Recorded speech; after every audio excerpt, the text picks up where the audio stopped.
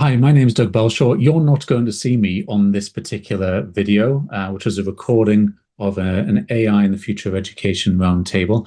That's because I forgot to press the self view. So anytime when you just see all the participants, it should have been me on the screen looking like this instead. So apologies about that. Without further ado, this was a fantastic conversation. So I'm going to hand you over to past me. All right, hello and welcome. My name is Doug Belshaw. I'm based in Northumberland, in England, right in the northeast corner of England. I'll introduce myself properly in a moment when I talk about my piece. We are here to talk about a call for proposals that UNESCO put out a couple of months ago. And I've got the privilege of calling some very talented people, friends and colleagues. The UNESCO call talked about a moment of volatility and malleability. And UNESCO opened this call for critical reflections and alternative imaginaries. They invited the submission of short think pieces. They explored the implications of AI for education. They wanted cogent arguments, new ideas, and foresight about how education and AI are likely to intersect and the consequences of those intersections. So, what we've done here is invited lots of people to come and hear what we think about that. We're not going to read out our pieces, we're going to summarize them, and then we're going to have a discussion in a moment after we've gone through all 6 pieces. We're going to focus on disruptions, a conversation which will be led by Karen, around dilemmas, which will be led by Ian, and around directions, which will be led by Bryan. Now, the people who I'm about to introduce, and we'll go in order, alphabetically by surname, are Bryan Alexander, Helen Beetham, Laura Hilliger, Ian O'Byrne, Karen Louise Smith, and myself. So because we've only got an hour, and without further ado, I'm going to hand over to Bryan Alexander to talk about his paper and about the kind of key insights and overviews which he has included in his response to the UNESCO call. Bryan. Good morning, everybody. Or I should say good morning from the East Coast of the United States with the inevitable cat companion. I hope everybody is well. Just really quickly, I'm a senior scholar at Georgetown University. I'm a futurist specializing in the future of higher education. So naturally, I am very, very keen to talk about the future of AI and higher education. In my contribution, I focused on a few things. One was trying to get at what I see as some of the interesting and unique features of generative AI. Another is to try to see some of the macro implications of AI, which I'll be talking about later this morning, including its impact on everything from human psychology to economics. Taking a look at also what I think of as its fragility, that is, the different ways that generative AI might change or collapse or be strongly disciplined by a political order. Then I take a look at this in terms of how this might play out in terms of higher education, some of the different ways that the entire sector might change. So I want to open this out to possibilities. One of the possibilities is that we might see splits across education, and I think I'll talk about that a bit more later as well.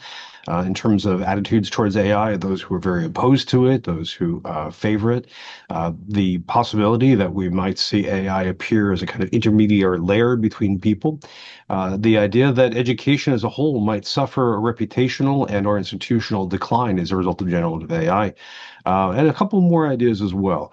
But my idea is to try to get at some of the big picture future possibilities of generative AI. Then I think it's over to Helen.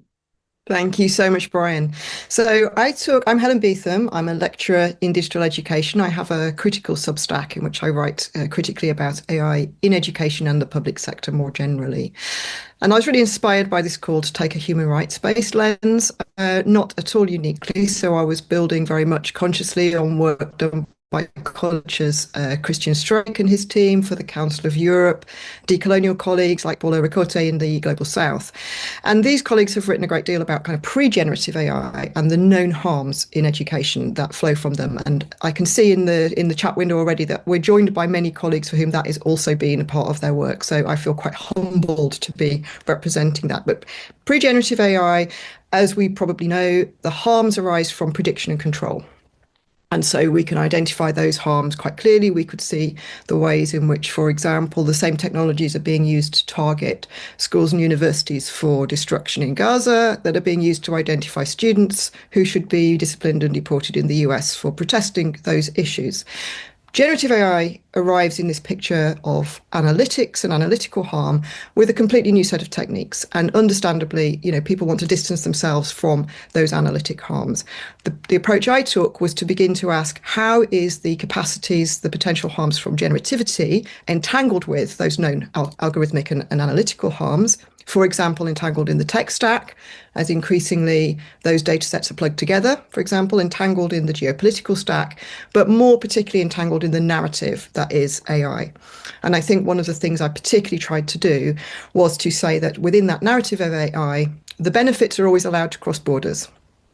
So we talk endlessly about cancer diagnosis and material science, and then we plug those benefits in directly into benefits in education. Whereas in actual fact, the benefits from generative AI are almost always very specific, situated, local, non-transferable, and specially trained for, while the harms are actually far more generic, but they have to stay elsewhere where they happen, where we're not allowed to see them.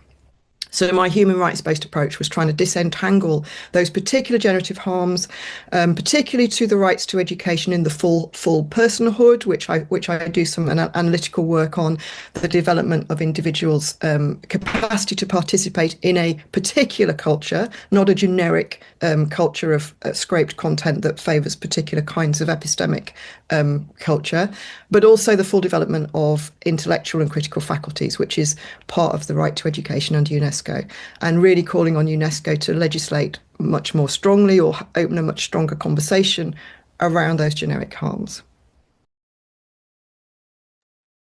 Amazing. Thanks, Helen. So we're going to hear from Laura and then Ian. Hi, everyone. I'm Laura Hilliger. I have been working in the space between education and technology and activism for a long time.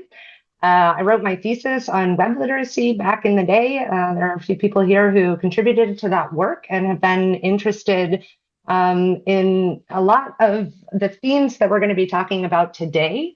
But in particular, the article that I wrote in response to this really is arguing for a more holistic understanding of what education is and an appreciation for the interaction between art and society. So I focused my piece on AI and art education, which art education is something that demands human creativity. It cannot be replaced. It demands emotional understanding and the development of independent thought. So an uncritical implementation of AI, it sort of risks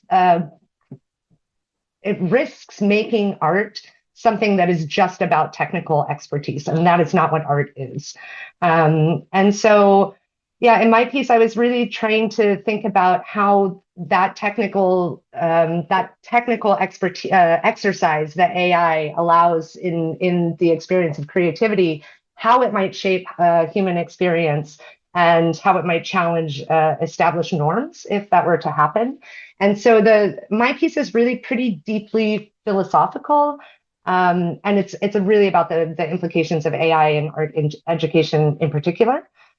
So I don't spend the whole piece criticizing AI's limitations, and really try to apply a sustained and historically informed critique of technology as a panacea in education more broadly. And so this really elevates the discussion beyond the technical debate of algorithms and data and into a nuanced conversation about the importance of art education as a tool for emancipation and curiosity. And so I unpack the idea that AI is a fascist aesthetic, which is a system of imposed values, and sort of challenge the reader to think about it in a broader political and social force that is shaping the technological development.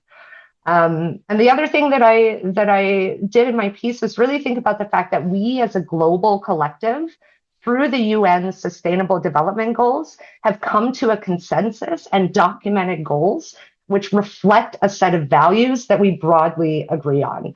And AI proprietors are actively working against those 17 SDGs. And it is the role of artists and educators to sort of unpack and highlight how that conflict is coming about so that people can strive to live by values that they actually choose, as opposed to the values that are baked into technology. Great, thanks, Laura. Go ahead, Ian.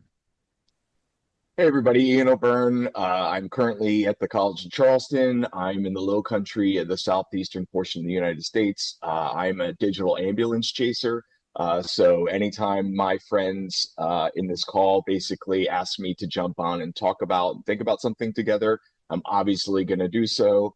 In my piece, I talk about the opportunities for AI as we think about it being a cognitive amplifier, so it being a critical friend. So a lot of times in education, we think about that most knowledgeable person or that most knowledgeable individual that could be there, that is available to help us. Well, not everybody has that person. And so maybe this is the opportunity to use some machine learning, some AI tools to be that, most available friend that could help us as we're trying to learn and develop our skills. In this piece, in this webinar today, I'm going to talk about some of the dilemmas that are involved. And then most importantly, I'm thankful that you're all here. I'm appreciative that you're taking an hour out of your day, wherever you are, whatever emotional weight you're bringing into the meeting. I'm thankful that you're here. Most of what we've seen with AI has been a lot of hype and hyperbole and hysteria, and we need more dialogue. And so one of the nice things was as our group was working through the last couple months and then starting to write and think and prepare, we kept identifying the space where we could expand this discussion. And so every single one of you that's on this call right now, I urge you to reach out, to write, to think, and let's keep this discussion going. Thanks, Ian. Karen, and then I'll round that out.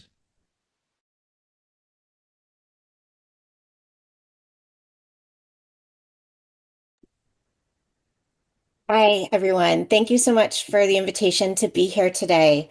In terms of the piece that I've contributed, it was very much written from the kind of my current place and space. I'm a professor in the Department of Communication, Popular Culture, and Film at Brock University in Ontario, Canada. And I find myself as a person who does a lot of different things. Sometimes I'm a person that tries to intervene and get involved in federal policy that is unfolding that relates to digital issues. And in my Canadian context, there's currently a kind of a lack of policy and regulation and a lack of specificity about how AI may be regulated in terms of state or provincial laws or regulations. So in that kind of space, what I find myself gravitating towards doing also is participating and convening in other communities where other kinds of things are happening. And at my home institution, there's a newly adopted framework on ethical educational technologies. And my piece really kind of tries to reflect upon the kind of expertise that are needed to support that kind of community-based work. And I kind of borrowed the ideas of Maria Beccarideva, and I thought back to warm experts who were kind of positioned as the people who would understand the life and the experiences of internet users who are coming online. And in the AI age, I want to use air quotes for that, I really, really think that it's important that there are people who care about learners, that there are people who care about education as a public good, that there are people who care about human rights, and that we do everything we can in multiple capacities to make sure that the experiences we have, that they're supportive and they help us become ourselves and to experience our human rights in the broadest sense. So I wrote a piece about warm expert expertise. That's a little bit of a mouthful. And it's really a reflection about what we can do and what we can do locally. Thanks, Karen. So my name's Doug. I wrote my doctoral thesis on digital literacies, and I'm currently doing some work around AI literacies with the BBC, along with Laura and my cooperative colleagues. I had the privilege of working with both Laura and Karen, and also with Ian when I was at Mozilla. I worked with Helen when I was at JISC, and I've followed the work of Bryan for the last 15 years or so. So when I had the opportunity of collaborating with this group, it was just a wonderful fact that I got to get feedback on my own work and give feedback on their work. And it's been great to see how these articles and pieces have developed over time. It's worth saying that this isn't an official UNESCO webinar. This is us taking the opportunity of having responses to a call to work together, bounce ideas off each other, and to present them to you today. And we hope this is the start of a conversation. We hope that you will maybe think, oh, I've got something to say here. Maybe I'll put something in terms of a blog or an article, or maybe even just a thread on social media. So please do have at the back of your mind as we're going through things today. I'm somewhat cheekily going to share my screen because I need to reference a graphic on my piece in particular.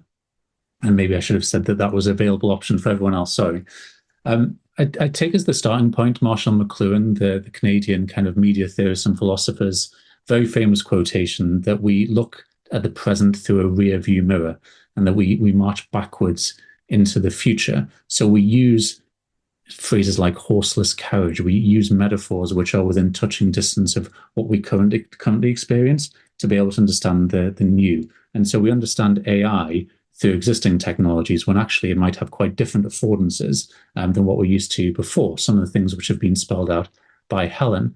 And one of the things that Helen has talked about a lot in her writing, of which I try and keep up with, is that frictionless use is not literacy. And I think that's a really important thing to remember, because there's a lot of people who mediate the interactions, both with young people and ourselves, when we're using these technologies. And just because we can use them in a frictionless way does not mean that we are exhibiting literate behaviors. Now, this particular 2x2 grid is going to be particularly useful for lots of people, and it's the reason that I've used it in my particular piece. This is a bento box model introduced by Yancey Strickler, and like any consultant, I like a 2x2 grid. So the way that it works is you very simply think about, well, what is going on for me right now? What's good and what's happening for me right now? What's happening for us? And you might conceptualize that as your organization or the entire landscape. And then you think about the future, and you could say 5 years hence or 50 years hence or whatever. And then you think about kind of future me. What do I want to be like in the future? What behaviors do I want to exhibit? In this scenario, we're talking about the future of education. So when we're thinking about the balance between, say, what do I want to do right now? Is that intention between the future us, like how I want society to be in the future? And it's by bringing out those tensions that we can see whether what we're doing right now is going to be conducive of human flourishing and the kind of educational futures that we want come 2030 or whatever.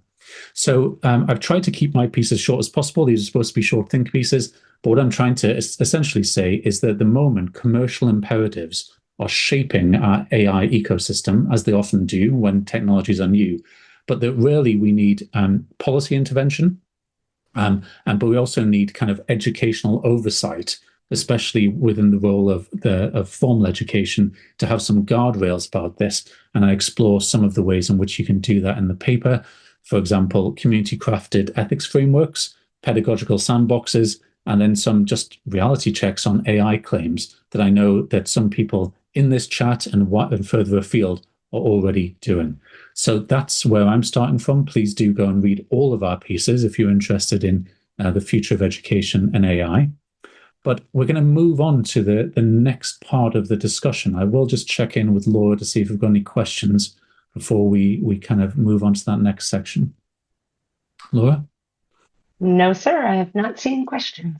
Well, that's slightly disappointing. I hope people put questions in the chat in the second half. Yeah, let's see. Wait, and then just came one. How do we want to do this? Shall I just read out the question and anyone from the panel can respond? And answer it as well if you want, Laura, although someone else. With the Advancing Artificial Intelligent Education for American Youth order from President Trump in mind, are teachers currently receiving meaningful support in the following areas? reducing administrative burdens, strengthening teacher training, providing professional development, preparing educators to teach AI and computer science effectively?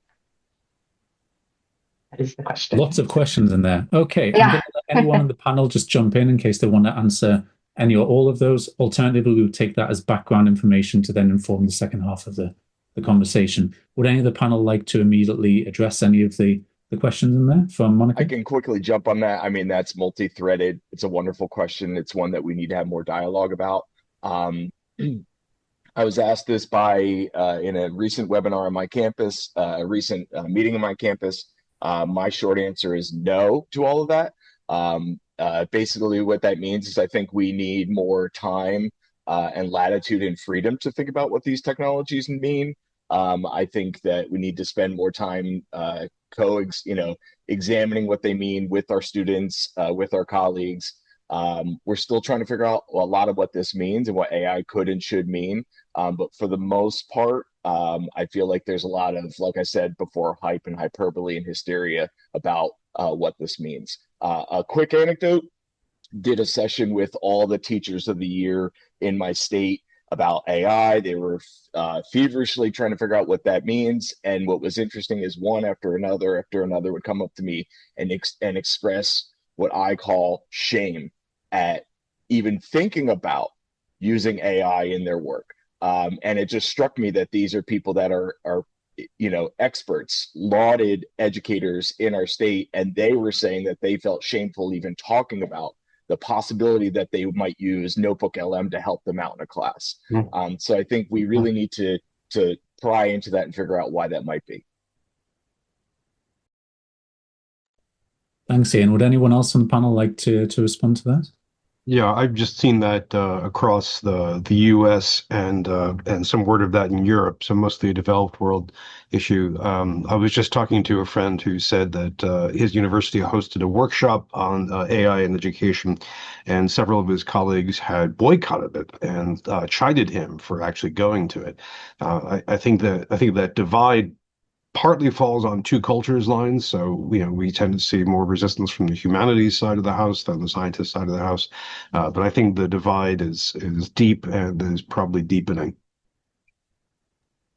Yeah, and just before I hand over to Karen to talk about disruptions, unless anyone else wants to come on this, we're seeing a lot of encouragement for people who work in tech roles to use AI, even if they know how to do the task. Like, please use AI in this thing, like it's being mandated. And of course, the ultimate efficiency in any organization in terms of saving money is to get rid of workers. And that is also true in the business of schools and universities.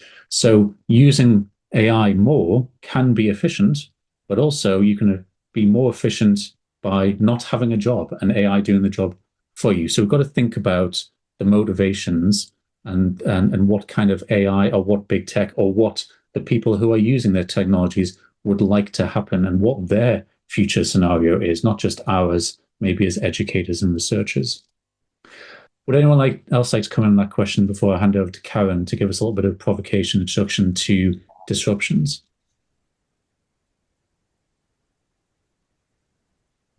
Okay, it looks like I should take it away then. Doug asked me to prepare a few thoughts on the theme of disruptions, and this is language that UNESCO has used in terms of thinking about their week on related themes. And when I think about disruptions, I go towards and I gravitate towards the idea of disruptive innovation. And many folks in this community are probably familiar with that term. And what I guess I'd start with is just that the idea that my read of that term, there's a commercial logic which underpins that term. There's the idea that there are incumbents and there are competitors or startups who are intervening and shaking things up. And I think we just need to remain attuned and reflective to when those commercial logics are becoming embedded and a part of systems which many of us see as for the public or in the public good in the educational sector.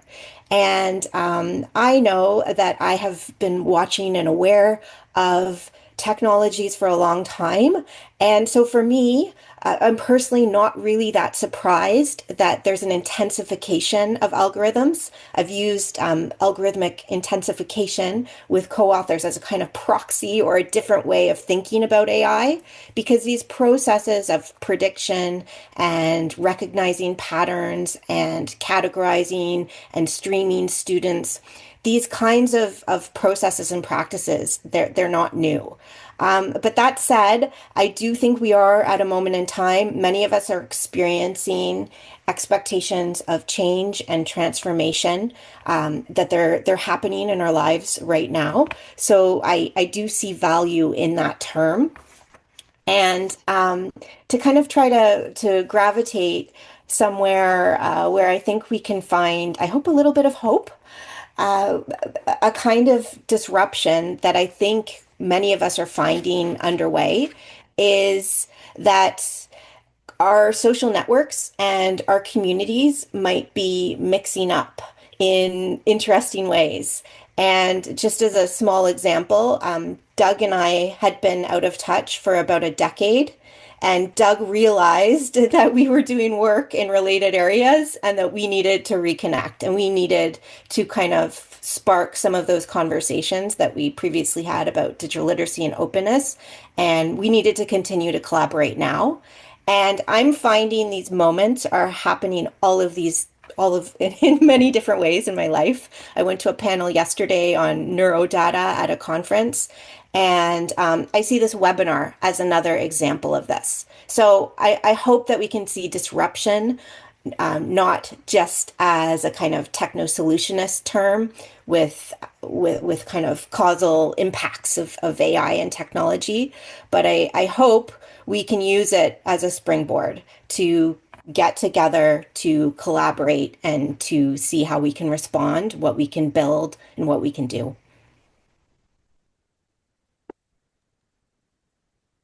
Hey friends, I'm going to jump in here. And so the UNESCO piece basically asked us to think about disruptions, dilemmas, and directions.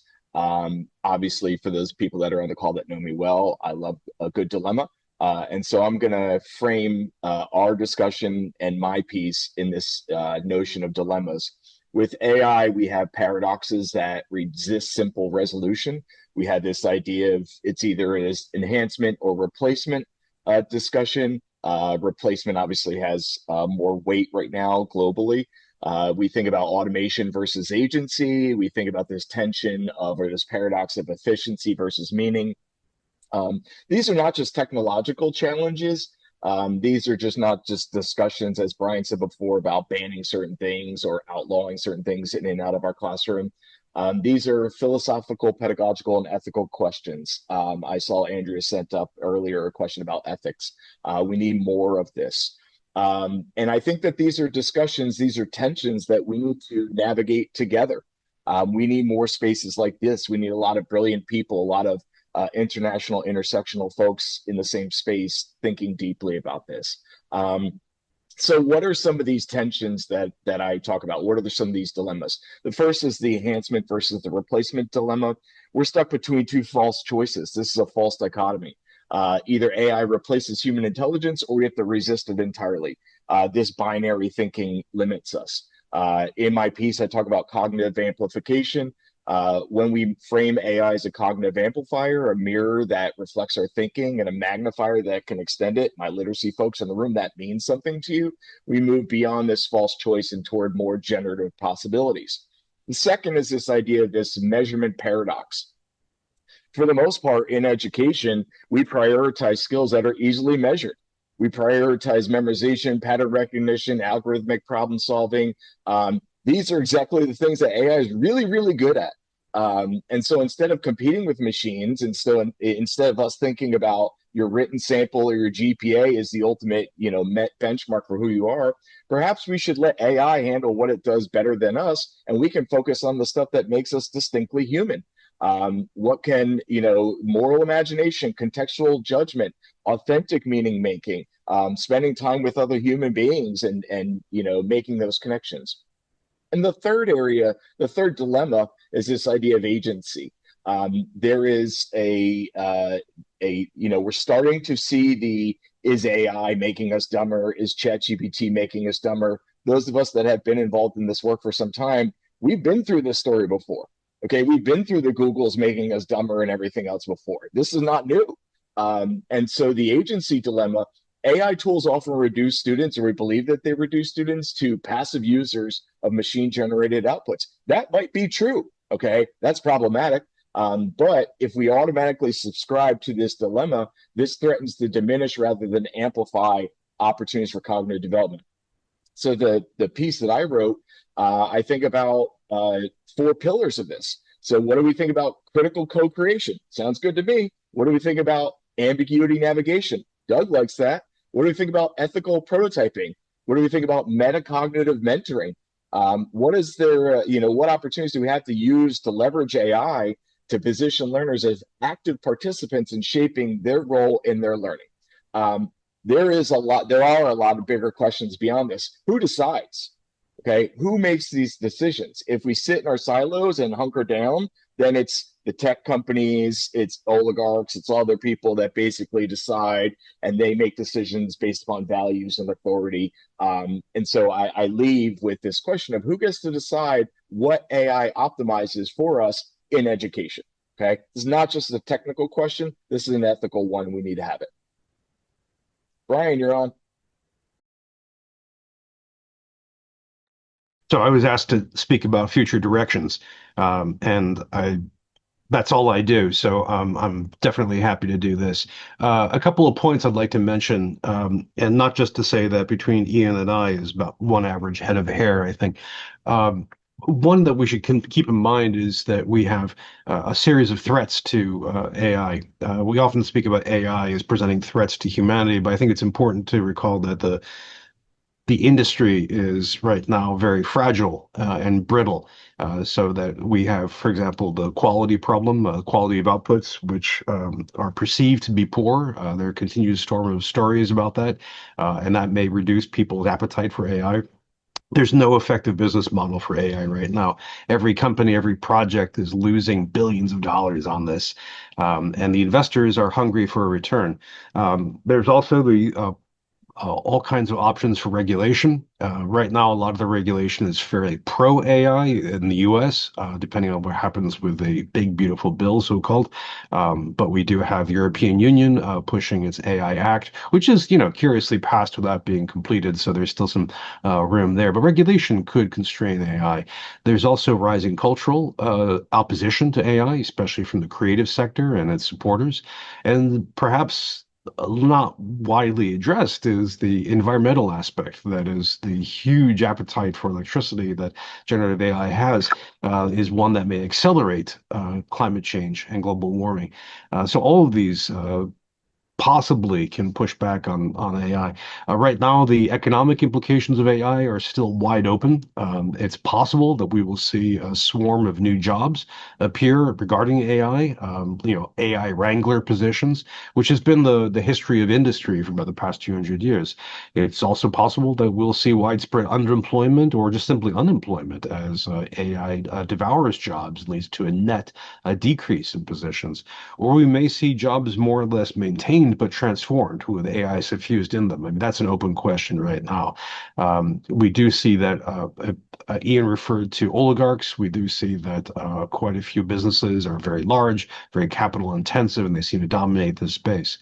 There's also a geopolitical angle to this. Many nations are trying to catch up on AI, and they're trying to make deals with the leaders. The leaders right now are the United States and China, who are locked in a famous geopolitical competition. So that competition can then impact how we do AI. It already has been doing so.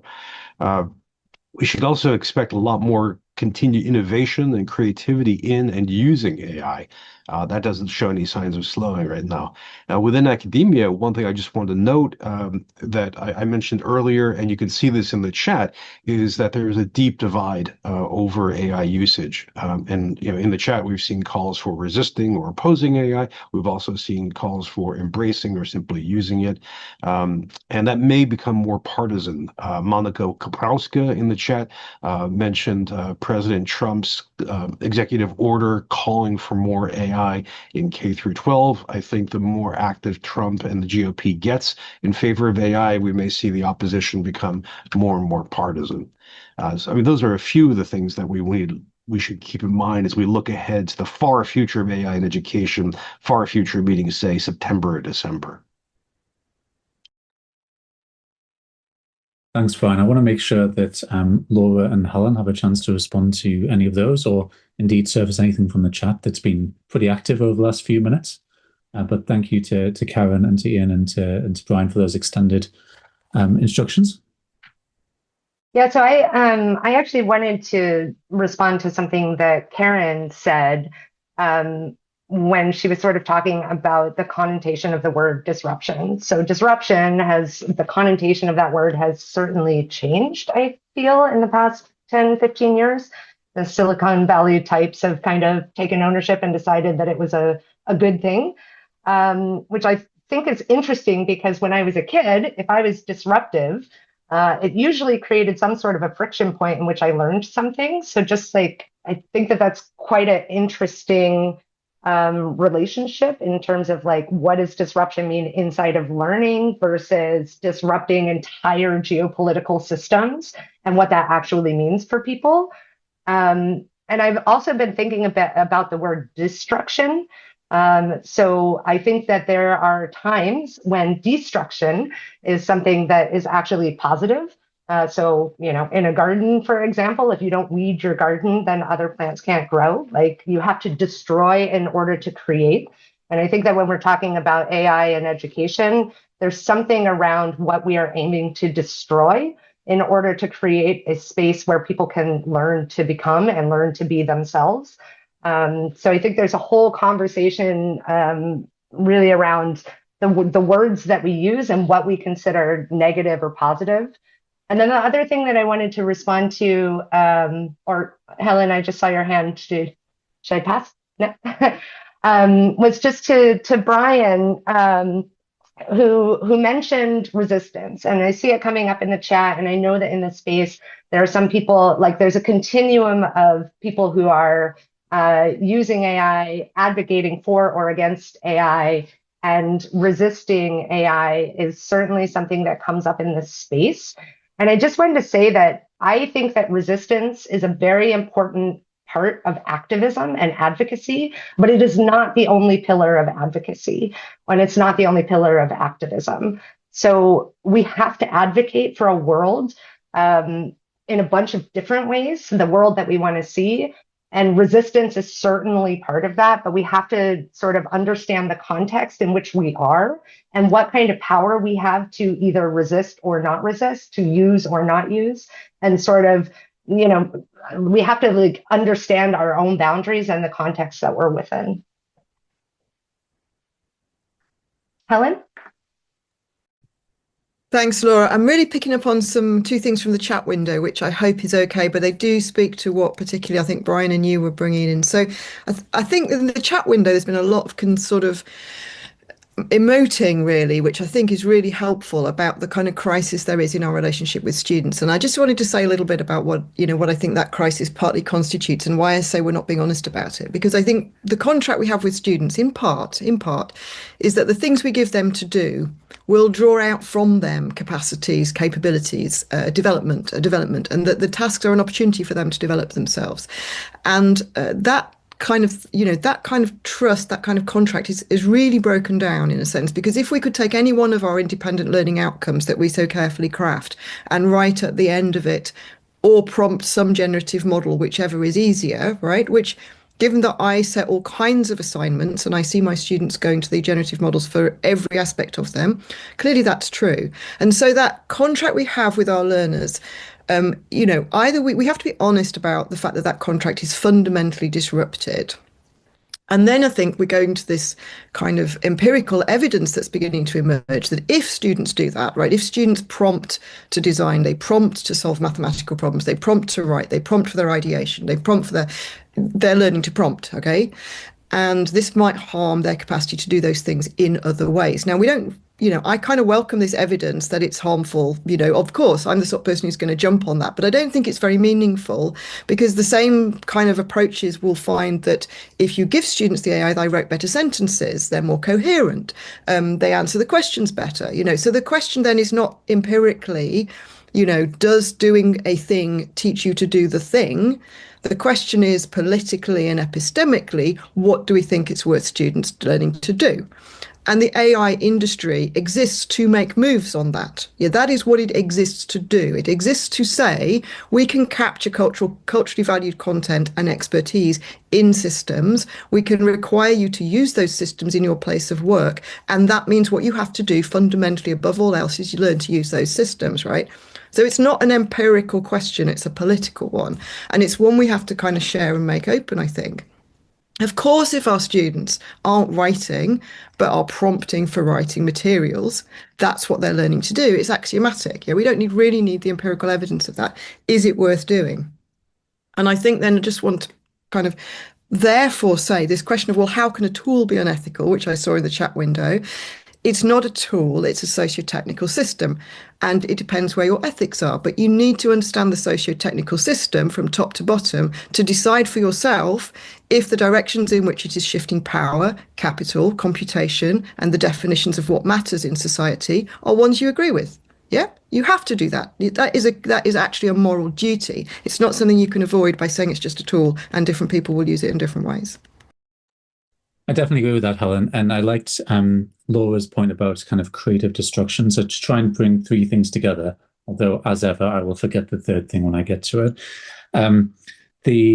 What you're saying there about having a moral values-based position, I think is really important. So the worst types of criticism of AI and the worst type of boosterism around AI is just pointing to random stuff and saying, this is bad, that's great, that's terrible, that's amazing. Yeah, because that is not a position. All it is, it's just riding on the surface of the wave, saying that you agree or disagree with the phenomena. And so having a values-based position saying that I disagree and I don't like that, and that is going to be really bad for the future of education because of these values and this position I hold, allows you to then say, like you've said, that this socio-technical system is problematic, unethical, not useful in education. I was having a conversation with someone in a startup who is doing great business in helping universities be able to detect, cheating, basically, for students who are using AI. But what they're doing is something slightly different. They're comparing student writing against a previous sample of their own writing rather than trying to do AI detection. But all of this, I think, is a form of epicycles. So for those of you who haven't done kind of science or the philosophy of science, back before Galileo, in the kind of Ptolemaic or the Copernican system, they couldn't explain the phenomena because when they looked at the heavens, all of the planets seemed to be doing weird kind of courses because they didn't have the sun at the center of the solar system, they had the Earth at the center. So all of these things weren't explaining the phenomena, and therefore they had to fit their models to the system, and it wasn't really working. And I feel like that sometimes, having been through the assessment system, I've been through the assessment system as a student for the last 20 years within higher education. And at different times, I have been an educator and a teacher and kind of had to mark this work as well. And at no point have I felt that assessment has been in any way authentic or in any way kind of pulling out of either myself or students exactly what they do. What happens in the classroom? Absolutely. But in terms of summative assessment, at no point do I feel like I've been able to show what I know or been able to examine students on what they know. So I feel like in terms of the creative destruction, there's an opportunity here through AI or through whatever systems you want to disrupt things in a positive way, to disrupt things and think, well, what would authentic values-based assessment look like, which makes sense both to the students as the people who are having assessment done to them, and also to the educator and to the institution who is in some way trying to validate the knowledge which is being served up. So I will pause there. Does anyone else want to come in?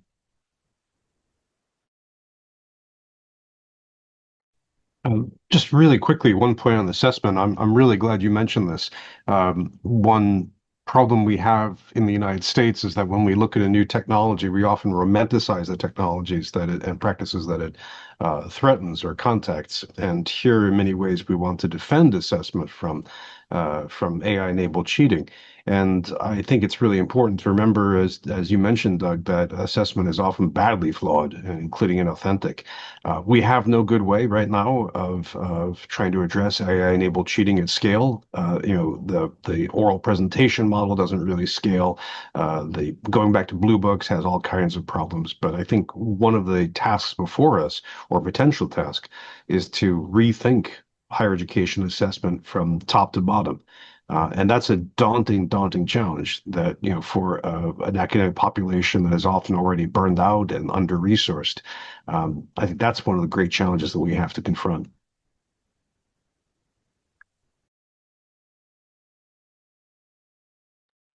I'll verbalize what I just put in the chat there. I see that.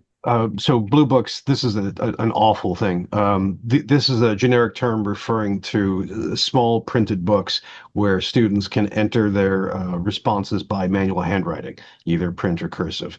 I did go to one university where I asked, are you considering returning to Blue Books? And they said, we've never stopped, which was in many ways pretty depressing. Some of the obstacles for this include the fact that students, especially traditional age undergraduates, usually have really underdeveloped handwriting skills. There are all the positive affordances of using network technology to write and compose and so on. But thank you for the clarifying question. Good stuff. So as Ian said in the chat, we've got about 10 minutes left before we wrap this up. Other people will have other things to do after this conversation. But does anyone have any questions that they'd like answering? Do any of the panel want to come back on anything that's been said or highlight or verbalize anything that's in the chat? Does anyone have any ideas of next steps? I feel like this is the start of the conversation rather than just a particular data point. Andrea asked a question a while back. How do we ethically engage with a fundamentally unethical tool, especially with the pressures to integrate it? And there was a whole conversation in the chat, but I just wondered if anybody on the panel wanted to take that question. Go ahead, Karen. I'll take that away. Thanks so much for that question. I don't think there's any singular answer to that question, but I'll just share my personal experience. I call myself a conscientious objector in relation to particular edtech products. And I'll just give one very old example. Turnitin.com has been adopted in many institutions, many, at least universities and post-secondary institutions. And I tell students that I don't use it in my classes. I write that on my syllabus, and I often throw up a slide where I show them the valuation of that company. And I explain that I don't want them to submit their work there in my classes. I don't want to compel them to do that. And I think at this point, I'm probably an outlier that I haven't adopted that and that I still bother discussing that now very old tool with my students, and that I've stuck to a stance on what my practice is as an educator.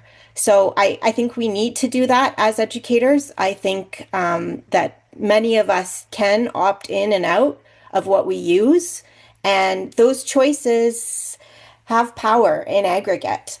If people opt out of using these systems, then maybe our school boards or our universities or our systems won't procure them if they're not worthwhile. I'm conscious that that's not a complete answer, but those are just some quick thoughts.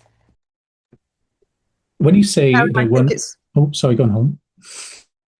Well, I just wanted to echo a bit of what Karen said in this. I think it's really important that we create these safe spaces. I'm very mindful of a lot of research with young people that asks them, would you give up your social media? And of course, they all say no. And then you say, would you give up your social media for a week if your friends gave it up for a week? And they all say, oh my God, I'd love that. And it's exactly the same with AI. So I see my role in the classroom as creating a space where these things are not going to be used by me.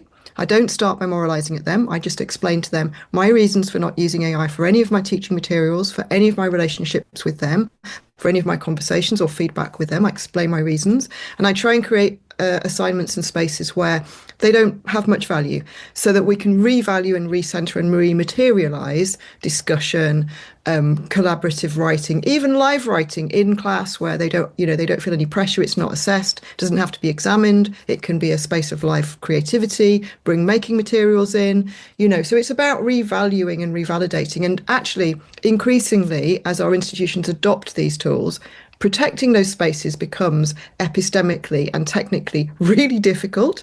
And exactly those skills are the skills we're constantly told we're going to need in an AI age, those kind of skills of ingenuity. But I don't think safe spaces and walled gardens is like the only response. I think repurposing, maybe building small scale. I talk to a lot of people who build small scale models and push at the envelope of what's possible with small scale models. And sometimes it's actually discovering what those limitations are.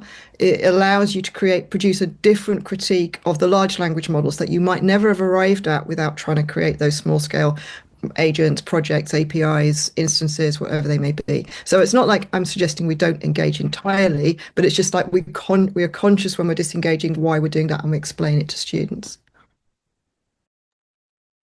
We have another question. We're running out of time. I'm just going to address this one really quickly, but someone asked whether or not any of the contributions to this UNESCO call have engaged with the contribution that Indigenous knowledge systems make towards the discourse around AI futures. And in my piece about art, I mention Indigenous ways of knowing, but Helen mentions it quite a bit and actually unpacks the idea that there are different ways of knowing, and that the sort of the narrative behind big tech AI is insisting on one particular way of knowing that is not actually inclusive. So I definitely encourage everybody to read Helen's unpacking of that.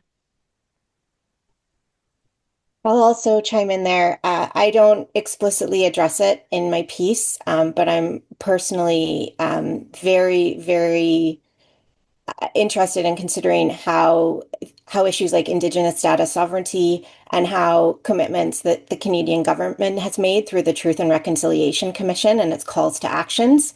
I think we need to really think about EdTech and how these different systems connect. So I'll respond to that thread also, and hopefully do a follow-up.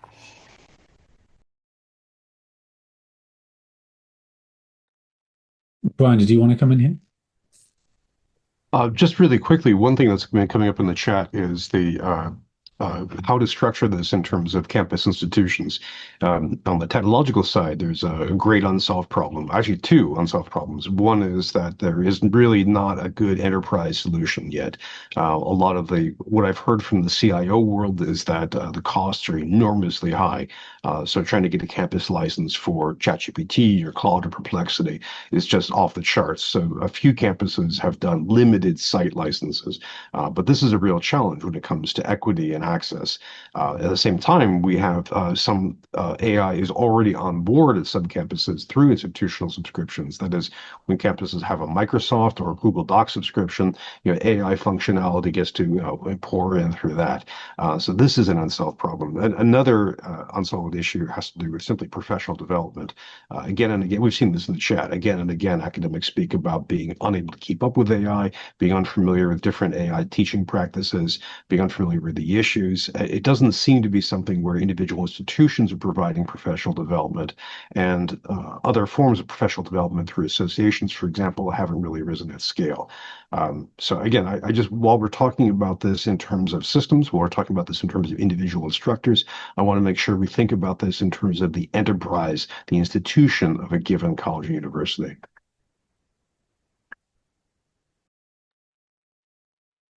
So we're getting to the end of our time together, an hour is never enough. We are arbitrarily constrained by the time slots in our calendars. Does anyone else want to just jump on from the panel and highlight anything from the chat or respond to anything that anyone's been said before we wrap things up? I will just quickly jump in and vocalize our intentions for the chat. We will, it was said in the chat that there was a lot going on. So just for anybody who didn't catch what Ian said, we're going to anonymize the chat and summarize the chat so that we can include it with the recording. Thanks, Laura. Bryan? Just one really quick thing to observe is that when we talk about this as AI as revolution, a planetary change, or a giant threat, it's really important to recall that educators have agency in this. And I'm referring to the whole academic community, including students. We have, politically a chance to speak out. We also, on an economic side, have a chance to engage with the businesses involved here. We can, if we choose, to engage with the open source world. We have a lot of agency here, and now is a critical time to actually use it. Thanks, Bryan. Any other final words from the panel before I do the final waffle?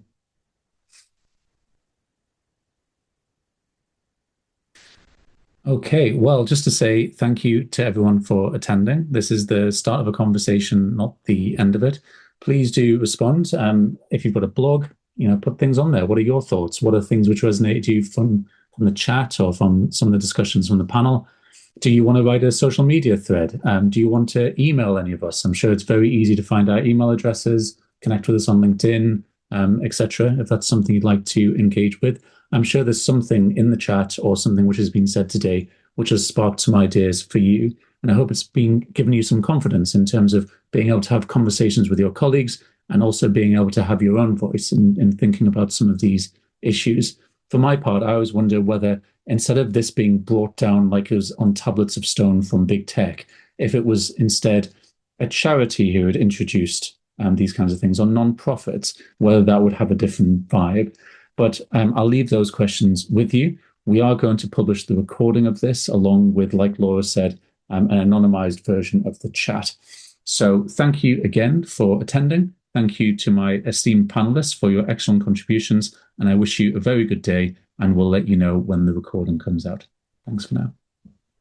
Thank you, Doug, and thank you, everybody.